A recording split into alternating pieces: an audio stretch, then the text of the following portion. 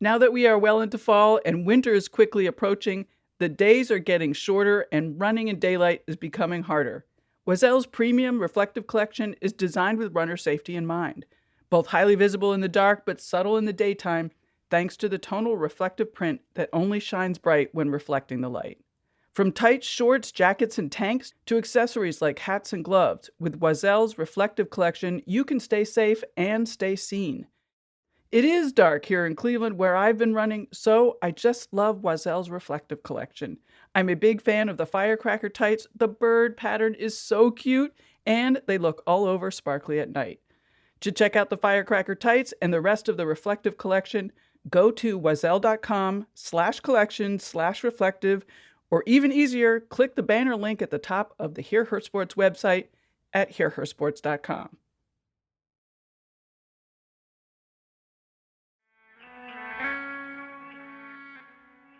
Hello, you are listening to Hear Her Sports, a podcast for active, adventurous women who love hearing stories from other active and adventurous women. I am your host, Elizabeth Emery. In every episode, I introduce a female athlete or woman in sport through a conversation about who they are and the terrific work they're doing. This week, I am talking to Amanda Sobhy, a superstar professional squash player, which makes me really happy because I recently started playing squash myself. It's my new climate change sport. Luckily, Urban Squash Cleveland is near me, and I love playing there. I also love their mission to get kids playing squash and find success in sports and academics. They are also doing good work and plan to do even more next academic year to get more girls playing squash as well. I'm sending a big thank you to the director of squash over there, Duncan Steele, for connecting me to Amanda. In the episode, Amanda is generous with her stories. Among other things, we talk about how she totally changed up her training with a new location and a new coach. Amanda also shares details about her recovery from bulimia, how the process started, and where she found support. Amanda is an exciting player to watch, which you can do on YouTube and on Squash TV. She was also wonderful to talk to. I found her self-aware and ever searching for ways to improve her game and be the best player that she can be. I'm excited to introduce her, so let's get on to it. Amanda Sobhy is currently the #1 ranked U.S. women's squash player, and she's #5 in the world, which is the highest ranked American player ever. She has a career-high world ranking of #3. Amanda earned 5 U.S. Women's National Championship titles, 3 gold medals at the 2015 and 2019 Pan Am Games, which makes her the first player ever to win 3 gold medals, individual, doubles, and team, in the Pan American Games. She graduated from Harvard University in 2015 with an undefeated 62-0 record. She won the Intercollegiate Individual National Championship 4 times and the team national title 3 times. She also led the U.S. women's national team to a best finish of 2nd at the 2022 Women's World Team Championships. She currently lives and trains in Boca Raton, Florida. Well, welcome, Amanda. Thanks a ton for being here. I really appreciate it. I know that you are in the middle of competing, so thank you.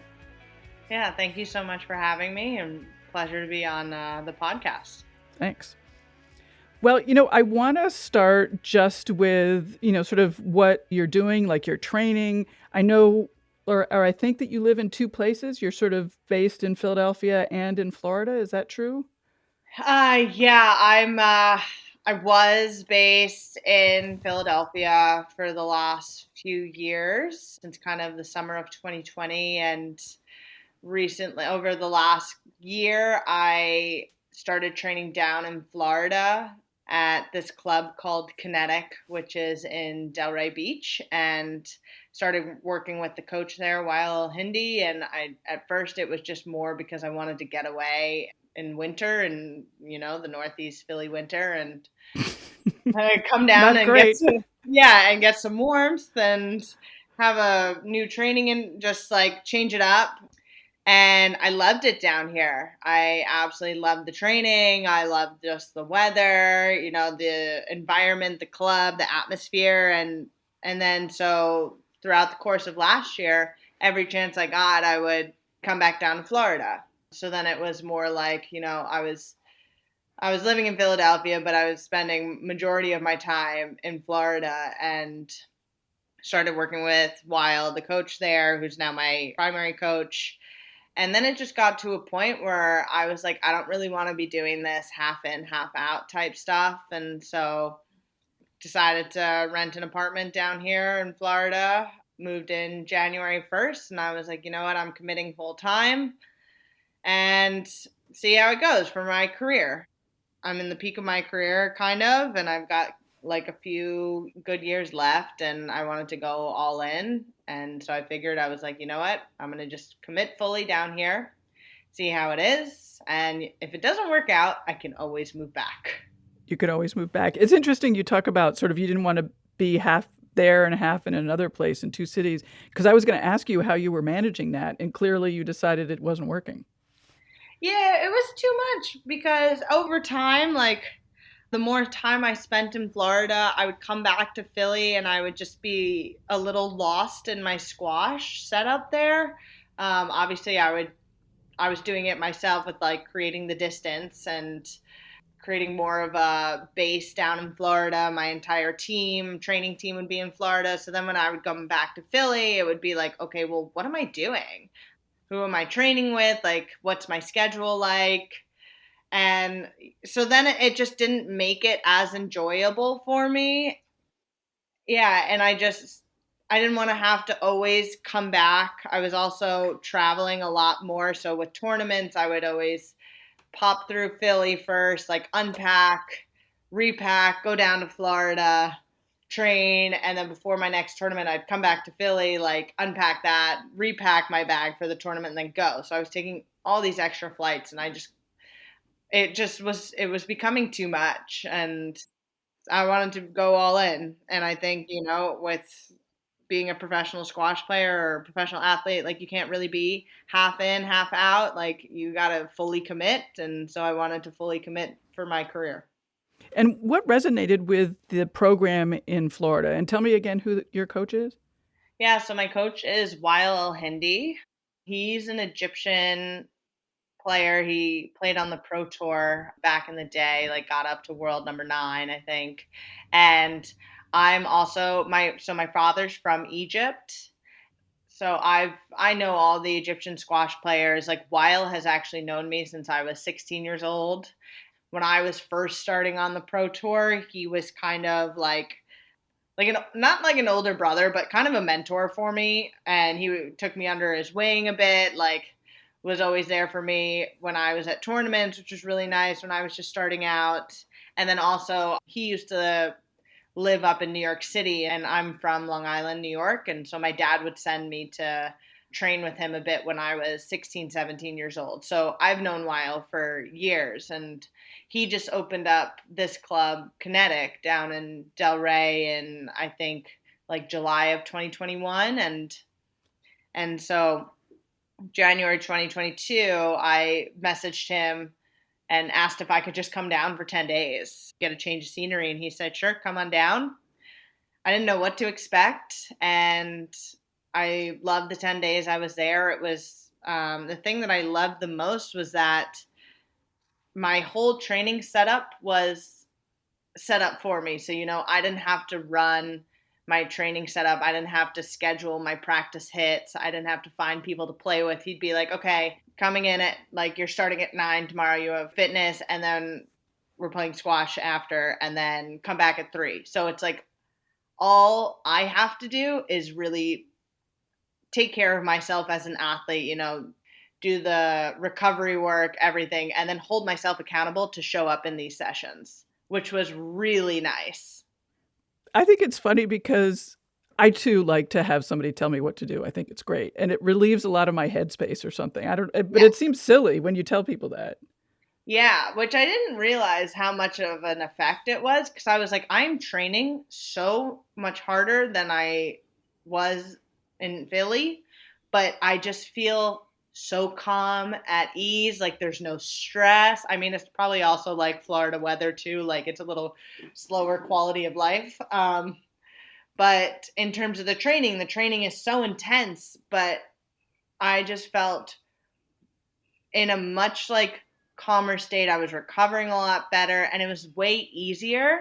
And I think it was a lot from the fact that I didn't have to find people to play with. I didn't have to arrange my schedule. It was like, okay, Amanda, like you have fitness like 8 a.m. Monday, like Tuesday, Thursday, Friday, and then we're playing squash after, and then you come back at 3 and play with the guys. So it just made things a lot easier. And now all I have to take control of is making sure I recover, making sure I show up to these sessions, put my best effort in, like all of that. Can you describe what your week is like? I mean, did you just describe that? Is that what you're doing, like Monday, Wednesday, No, Friday? it's a little different. So right now, because I'm in the midst of my season, my priority is the work that I put on the squash court. So I'll have fitness probably 4 times a week. It is, I think, Monday, Wednesday, Friday, Saturday. So Monday, Wednesday, Friday, my fitness is at 7 a.m., which That's I'm early. I know I'm a morning person, but like that is early. And then I have so I have 7 to 8, 15 fitness, then I have squash kind of 8:30 to 9:30, 10ish with while, and then I'll come back. I'll basically recover for a few hours, eat, rest, and then I'll go back again at 2:30 and play games with the guys at the club and the boys there and stuff, and I'll train from like 2:30 to 5. And what does fitness mean?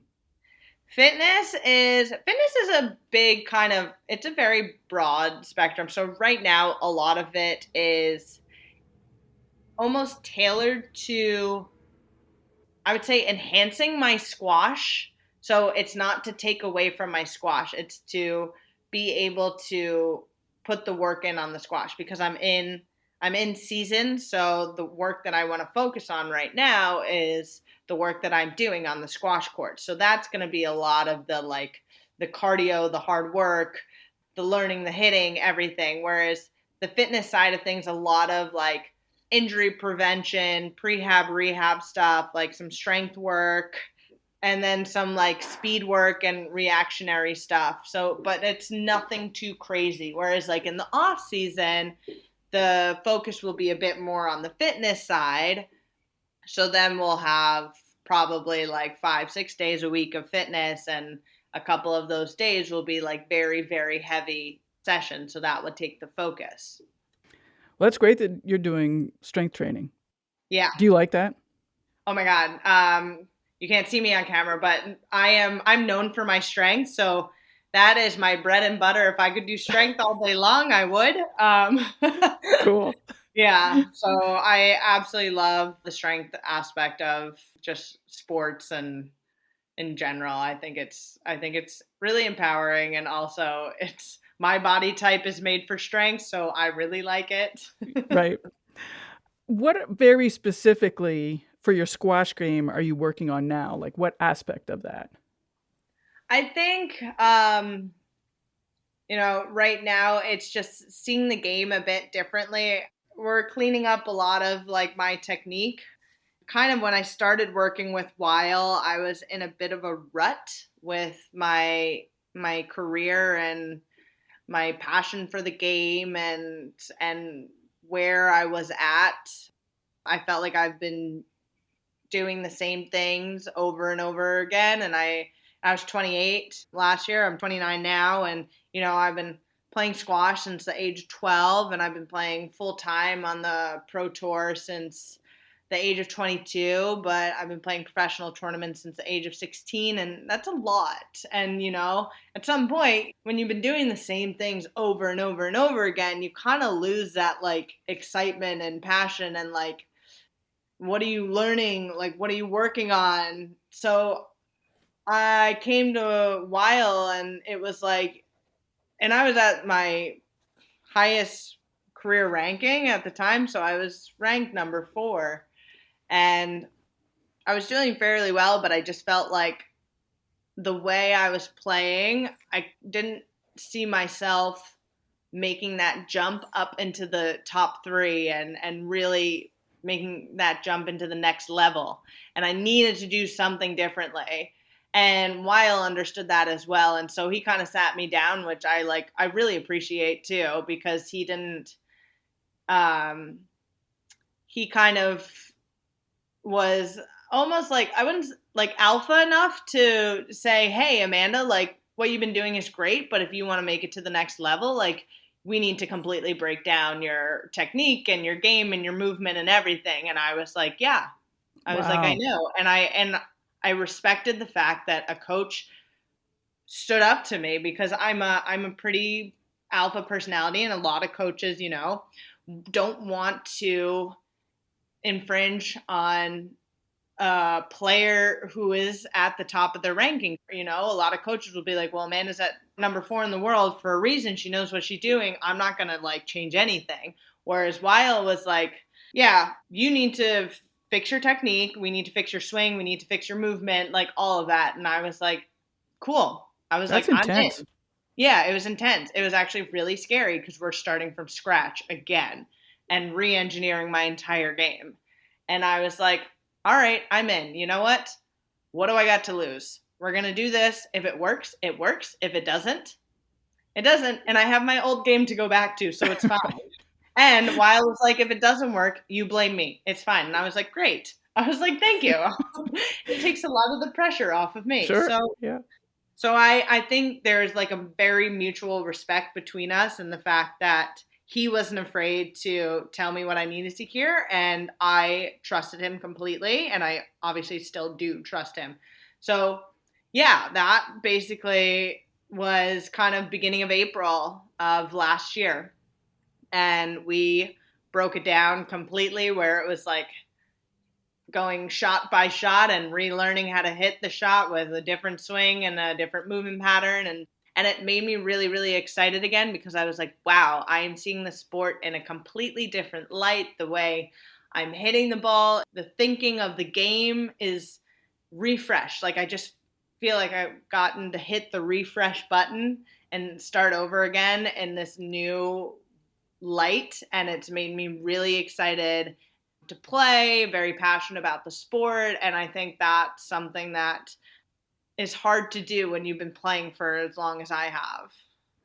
You're making me think about a question that I've been asking myself or thinking about lately, which is, what is it that's so great about sport? What do I like about sport? And, for you, you've been winning. It's not like you weren't winning, but you weren't excited about it. So do you have a sense of what it is that you like about sport, with this sort of, thinking about having been on the top of your game, but also totally changing what you were doing?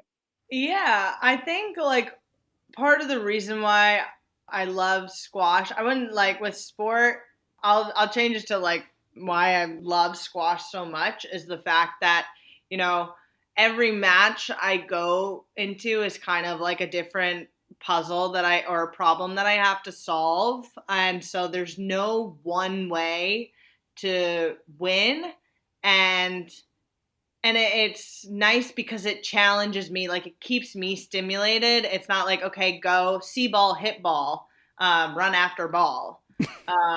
Yeah, it's like, okay, well, what do I want to do with my opponent? Like I want to move my opponent into these corners, and how do I want to do that? And the different angles in squash, and the tempo, the variety of shots. Also, just like, my opponent could be small and really fast, or like tall and have a huge wingspan. And so because of those different factors, it forces me to think about like the game that I want to play. And so it is pretty analytical, which I like. And I like the fact that it always is going to keep me stimulated. And now, kind of the way that Weil has allowed me to view the game again, it's made me excited to go into these challenges and seek these opportunities out, instead of before it was like I would get very, very anxious over, where it was like, oh my God, I have to win. I have to like beat this person, which never, if you have to do something, there's not really that much enjoyment with it. Right. So I will reveal that I just started playing squash, and what has struck me the most is just how it messes with your brain. Like Yes. how the ball bounces off every single wall and, like it defies expectation. It's super interesting. Yeah, it is. It's funny. I'm very glad that you are playing squash. That makes me happy. But it is an awesome sport, and I think once you start playing it, you have a lot more appreciation for just how hard it is versus when you are kind of just watching a squash match behind the glass. Like us pros, we do make it seem rather easy, and it might not seem as difficult when watching versus when playing, and just how tough it is physically, but also mentally as well. It's been interesting for me too because I'm mostly an outdoor sport person Hmm. and, like going indoors and I don't know, having this controlled space. Have you ever thought about that? Were you ever thinking like, wow, I should be outside? Well, actually, we do play. The beauty of squash is because the court is rather small. You can put them in outdoor venues. So we have Oh, played in front of the pyramids in Egypt a few times, which is amazing. We played outside by the Embarcadero, like in San Francisco. Yeah, we've played in kind of like theaters and train stations. They have one in January called the Tournament of Champions, which is held in Grand Central Station. So it's really neat that you can kind of put courts anywhere in the world and have these iconic venues. Yeah. That being said, like playing outside is kind of difficult with the weather and the external factors that we cannot control. And playing in Egypt outside in like early September is not the nicest thing for us. yeah. It's definitely very difficult, and squash already is tough physically. So add playing in like 90-degree heat inside like a enclosed box, and yeah, it's a little suffocating.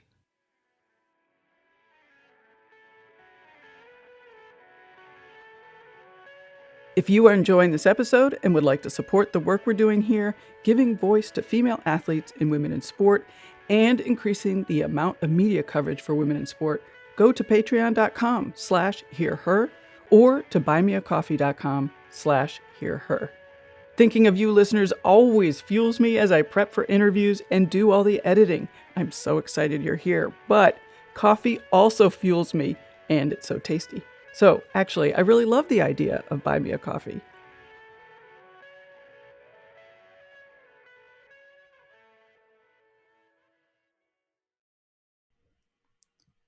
Hi, listeners. We wanted to take a moment to tell you about another podcast from Evergreen Podcasts and Sound Talent Media called Pit Lane Parlay. Pit Lane Parlay is the go-to podcast for IndyCar and motorsports-related news. Each episode, we discuss things like our favorite drivers, news clips from the last week, and generally giving each other a hard time about predictions we've made in the past and or life stories that have come up recently. We really have a lot of fun with it and really enjoy each other's company, and we hope you can come join us too. Join Pit Lane Parlay by following us on your favorite podcast today. And now, let's get back to Amanda Sobhy, the number one ranked U.S. professional women's squash player. When we were planning this conversation, you mentioned that optimizing performance and recovery is really important to you. What does that mean? What does that entail for you? Yeah, I think as being a professional athlete, I'm always trying to make sure that my body stays healthy and injury free. And over the years, I've learned a lot. About 6 years ago, I ruptured my Achilles competing in a tournament in Colombia in South America. That set me off tour for 10 months. I couldn't compete. That was a really tough process to come back from and a really tough injury to come back from. And I think one that like made me really appreciate my body, and knowing, and also the fact that like I only have one body and I have to treat it nicely, because at any given moment in time you can get injured and then your career can just end. So it kind of made me very mindful about the whole recovery process, and being able to optimize my performance at a high level. And I think too, when you are at the top, everybody is skillful, everybody is fit, everybody's fast. It's like, where can I make these marginal gains, these little like 1% gains in extra areas that can kind of accumulate over time and make a big change and big improvement. How are you managing that on the road? Oh, it's hard. I know.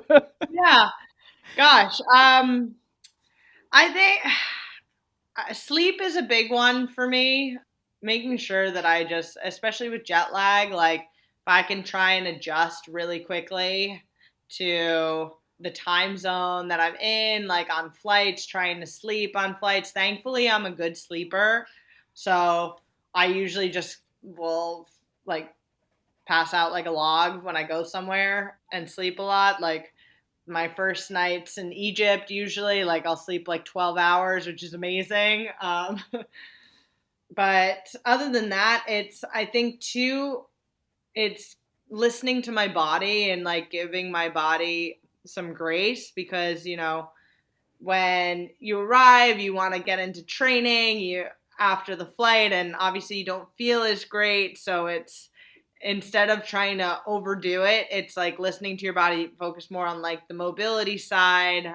You don't have to kill yourself cardio wise. You did that already in the training leading up to it. And so now it's just making sure that your body's going to feel good, your mind's going to feel good, like you're feeling good with your shots on court. So it becomes a bit more intuitive of like, okay, what does my body need to be able to perform at the best level for this event? How about on competition day? How are you managing, like confidence versus nerves versus, whatever else is coming up unexpected? Yeah, so I work with a mental coach named Jesse. I started working with him about a year ago, so beginning of April, when I completely like decided to revamp my squash and start fresh. I was like, well, screw it. I was like, a new coach. I was like, we're finding a new mental coach. I was like, we're completely cleaning the slate and starting fresh. But I love like working with him. He's someone that I completely trust and is like a safe space for me. So no matter how I'm feeling, like I know I can always message. I always talk to Jesse. We'll chat a little bit over WhatsApp, like leading up to tournaments and everything. I'll talk to Weil as well, who knows me very well, and he can kind of like see how I'm feeling without me telling him, and he'll say something and I'm like, whoa. I was like, this is exactly how I feel. I was like, yeah. It's nice and reassuring. Otherwise, too, it's just like controlling the controllables on match day. So going about my routine that makes me feel good, knowing that I've kind of like I put the work in before, which gives me confidence and reassurance that I'm ready to compete, and then having a game plan going into. So all the things that I can control, I try and be impeccable about, which takes a lot of the like anxiety and stress off of me when I do actually go and play my match. Do you get big nerves? Oh yeah. I've definitely had like a lot of nerves before. I'll meditate for sure. I'll do some breath work. I'll journal. So I try and be mindful about it. I'm not going to like dismiss it. I'll acknowledge that, hey, I'm nervous, but then I'll try and like recognize like, okay, what am I nervous about? And practice breathing and hopefully like get myself going. And once I do get going in a match, it usually subsides after like the first game. Yeah, sure. In my experience, it's always sort of the hours leading up to it that's the Yeah, most troublesome for exactly. me. Yeah. Yeah. What's it like for women in squash these days? Actually, women in squash right now is at an all-time high, which is awesome. Like the women's tour is so much more enjoyable to watch than the men's tour at the moment. Like the squash is way more like high quality. The matches are great. The women, we just get on with stuff. The men like complain and there's drama involved, and they'll like block, and there'll be a lot of like obstruction and using their body to like block out their opponents. Whereas like the women, we'll push each other around, but like we'll just go and play the ball. And then if someone gets hit, like we'll just get on with it. So I feel like we're a lot tougher than the guys. But I think a lot of the fans are recognizing the fact that like women's squash is very high quality and very entertaining. Before it was always like the men were better to watch, but now people enjoy watching the women a lot more. And I think that's huge. The fact too that we're one of the few sports that does offer equal prize money is Yay. phenomenal. Yeah, it's phenomenal as well. And it's something that I really appreciate about squash, like our association, the Professional World Tour, like Professional Squash Association, they recognize the value of equal prize money and parity, and having the men and women at the same level and kind of improve and elevate the sport together instead of just highlighting the men only. When did that start, the equal prize money? That started actually in 2015 with the U.S. Open in in Philadelphia, which is awesome. The fact that U.S. Squash was kind of the first association to put a tournament on and was like, no, we want equal prize money. And then the other tournaments started following suit, and then PSA made it mandatory for all major events, which is fantastic. Yeah. Are there a lot of young women, girl squash players? Yeah. As of right now, yeah, there's actually a ton of young Egyptians, which is great. Also, it's tough on us because there's just always Egypt's the number one dominating country for squash right now. And so the top 3 in the world are Egyptian. And so you have them that are already really good. And then you always just have like a constant influx of like younger Egyptians coming up constantly. So it's never ending stream, but they're more like younger players kind of coming up through the tour. It's no longer just like the seasoned veterans. That's great. That's great. Can we talk about eating disorders? I'd love to ask you sort of how you got that process started of recovering. Yeah, absolutely. So I just a little brief history of my journey with it. So I struggled with binge eating and bulimia probably from the ages of like 17 to about 27. It was something I kept private from pretty much everyone. There were maybe like 3 people in my life that knew and knew the extent of it. And it was something I never saw a professional for. I didn't, I was also like very much in denial for a lot of it. And I thought because I obviously like didn't look the way a person with an eating disorder should look like, I didn't struggle with anorexia. I wasn't like super skinny, all of that, the perceived image of what a person with an eating disorder looks like. And so I just thought that I had no discipline. Like I had no discipline about food. And I was like, what is wrong with me? I see these other professional squash players, like they're able to just kind of like eat a certain portion size and just be done and be full and not want to eat and not need to eat anymore and just be able to eat to satisfy themselves, or just have like one cookie. And like I couldn't do that, and I would beat myself up over it a ton, and I'd feel so much shame and guilt around it, and I just felt like such a failure. It was also my way of coping to deal with like losses at tournaments when I was starting out. It was my way of coping to deal with the expectations that were all put on me throughout college. And I didn't tell anyone. It was just some secret that I buried deep down inside. And like I was still able to perform at a high level. I was still like achieving everything that everybody wanted me to in college.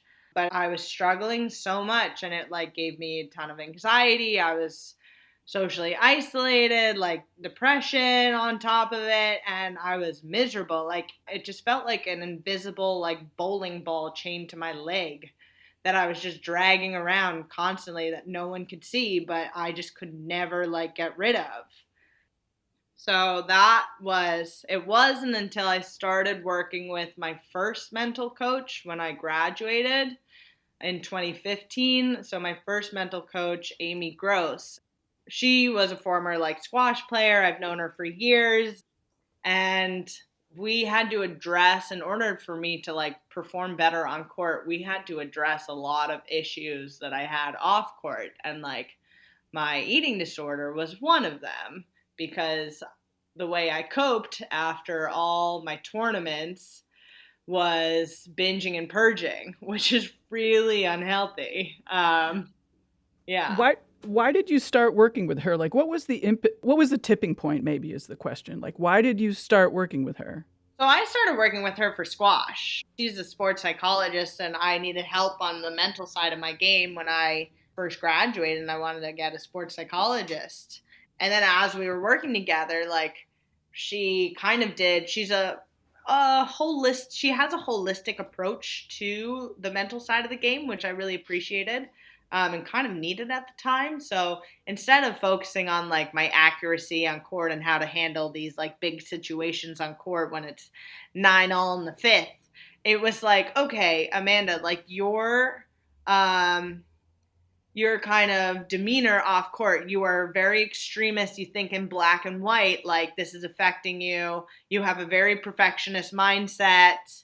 You have a huge like negative self-talk, like nothing's ever good enough. And so we need to undo all of these bad habits and retrain your brain with better habits in order for you to be able to like be a better squash player. So you sort of hoodwinked yourself into getting treatment for the eating disorder. Yeah. So she helped me a ton with that mindset, because obviously with the all or nothing mindset, it was like, okay, well, I didn't win, like I'm a failure, or I couldn't complete this training week the way I planned it out to. I'm a failure, might as well throw in the towel and like binge and purge or something. Or I deviated off of the stupid diet that I was on, because I was on every single freaking diet. And it was like, okay, well, you know, throw in the towel, like I'll just go binge and then we'll start over tomorrow. Or it's like, oh, my cheat day, gotta fit it all in now. Like, yeah. So it was just my mindset was really, really unhealthy. And then that manifested with an eating disorder. And of course, like I was coping a lot of my emotions with food. So she helped me become a lot more mindful, so we would have better practices in place, and she helped me become like aware of it. Before, it was like my brain would go on autopilot and I would almost like black out and just go and eat everything in sight, and the next thing you know, I would like kind of come to it and I'd be like, oh my god, like what just happened, and I had no control over it.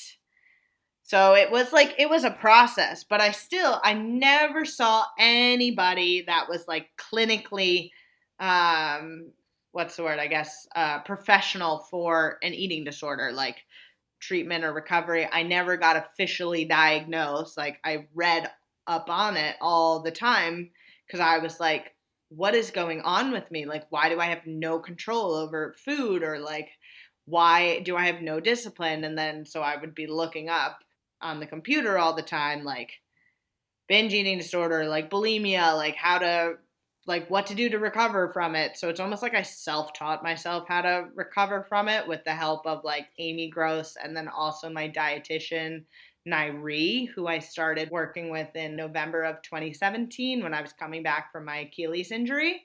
Nairi is a sports dietitian, and basically she taught me how to view food as fuel, and also how to view food for performance and have a better and healthier relationship with food.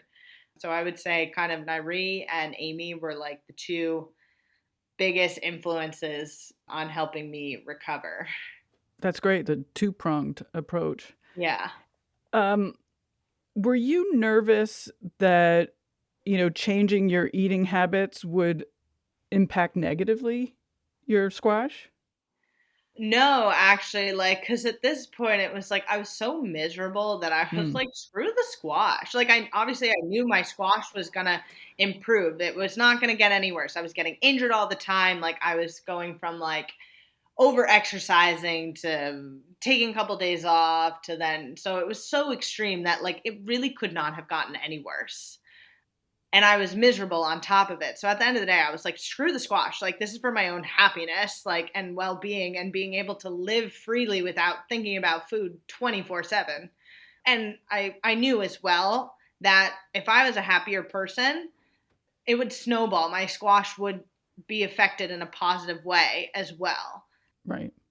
So as I worked with Nairi more and more, and like I still work with her now, we check in all the time and like we're very close friends.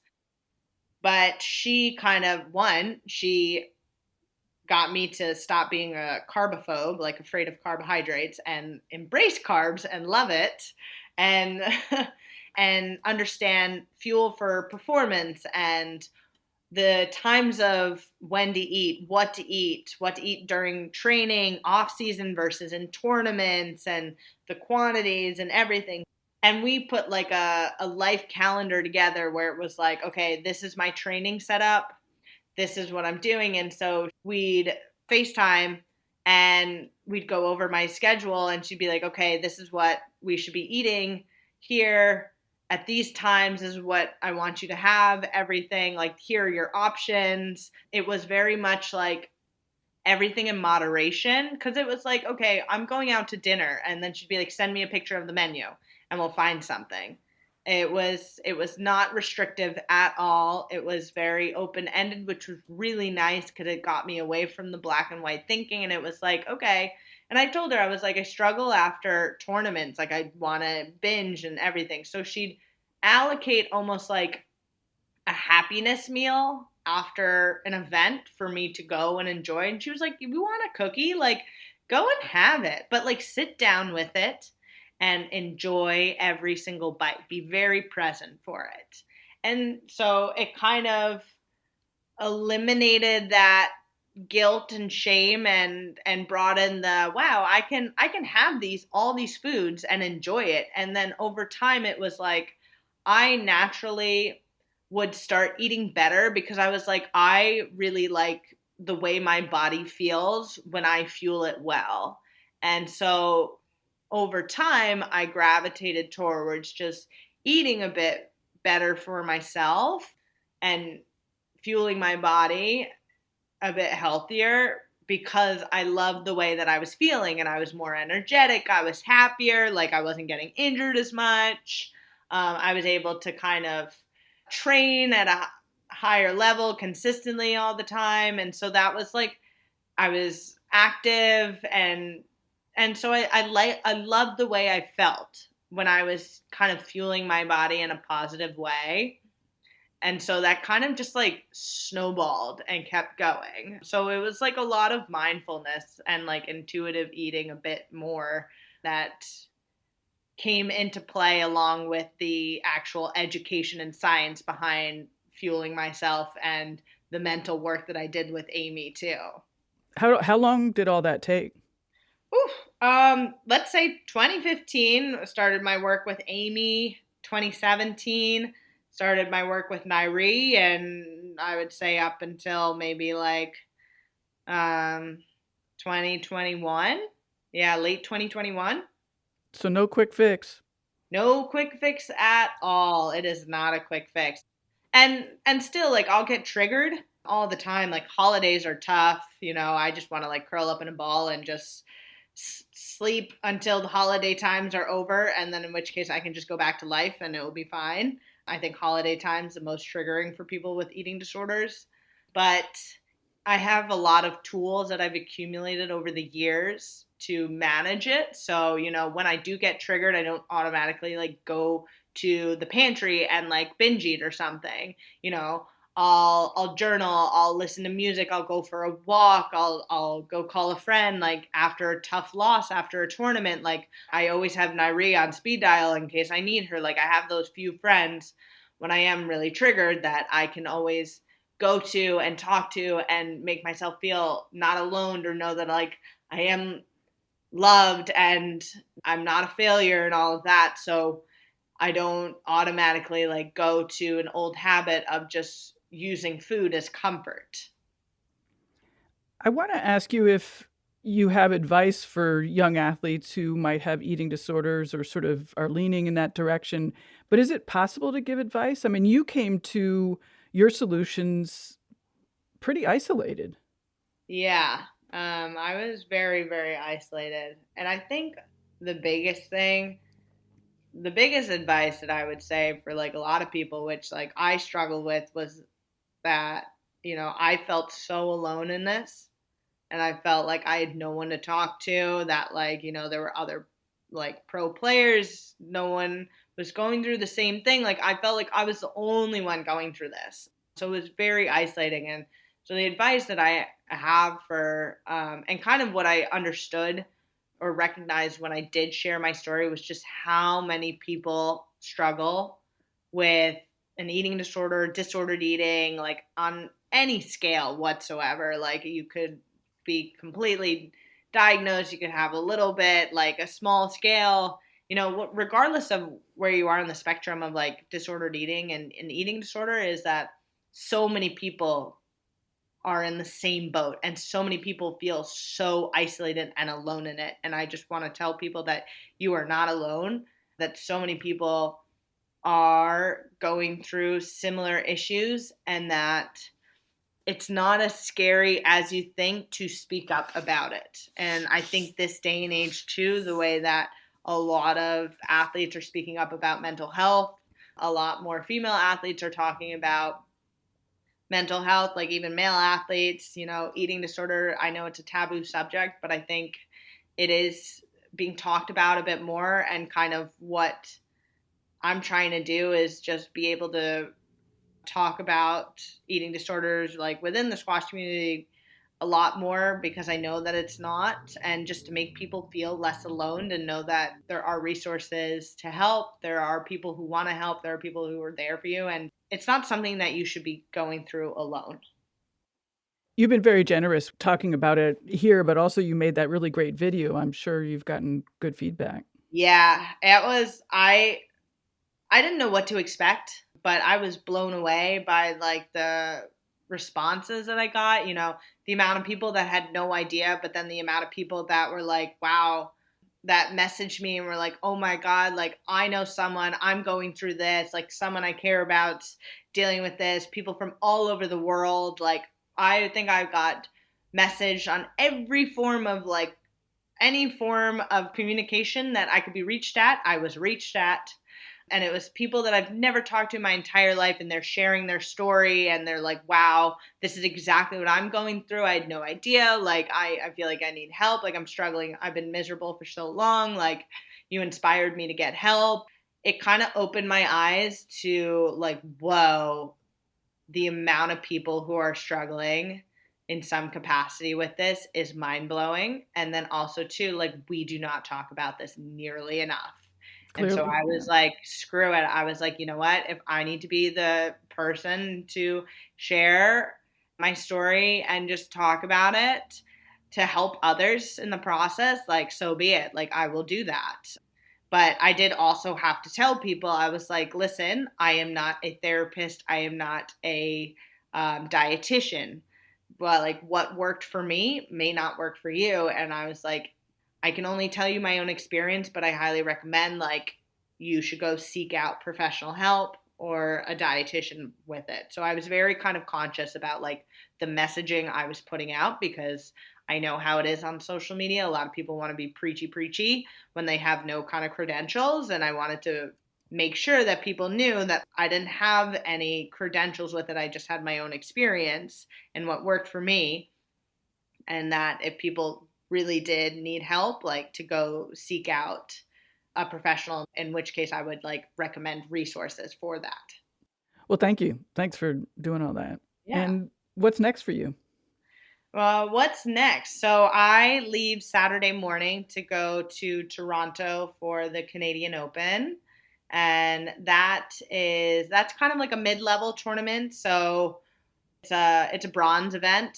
So we have bronze, silver, gold, platinum, and our world championships, and that's all based on the prize money in the event. So I'm seeded 1 at the Canadian Open, which I'm looking forward to. I think it's the first time in a very long time they've had a women's event in Canada. Wow, cool. Yeah. Great. So it's awesome to see kind of like a new event on the calendar. And then after that, I leave April 6th to England for the British Open, which is a platinum event. So that's kind of like our Wimbledon of squash. Okay. Yeah. Well, great.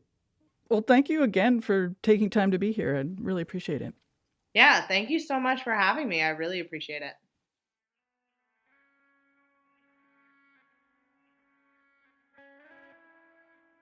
I loved talking to Amanda about squash and her work to recover from bulimia. Thank you to her for taking the time to be here because she is busy these days with lots of travel in her competitive season. Wish Amanda luck in the British Open, which starts on April 9th. I am also happy that you are here. Do tell your friends about the athletes you are meeting on Hear Her Sports. When you do so, it makes a difference for this show and also for women's sports and female athletes in general. I just saw Anita Hill speak, and she told the audience about how important it is for all of us individually to tell our stories. I wrote about that in the most recent newsletter. You can sign up to get those and look at past issues at hearhersports.com.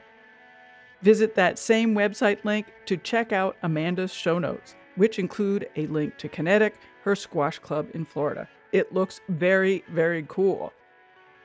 Hear Her Sports is a proud member of Evergreen Podcasts. For more information or to check out other shows on the network, please visit evergreenpodcast.com. It's always great to hear from you. Reach me by sending an email to Elizabeth at hearhersports.com or connect through social at Hear Her Sports. Until next time, bye-bye.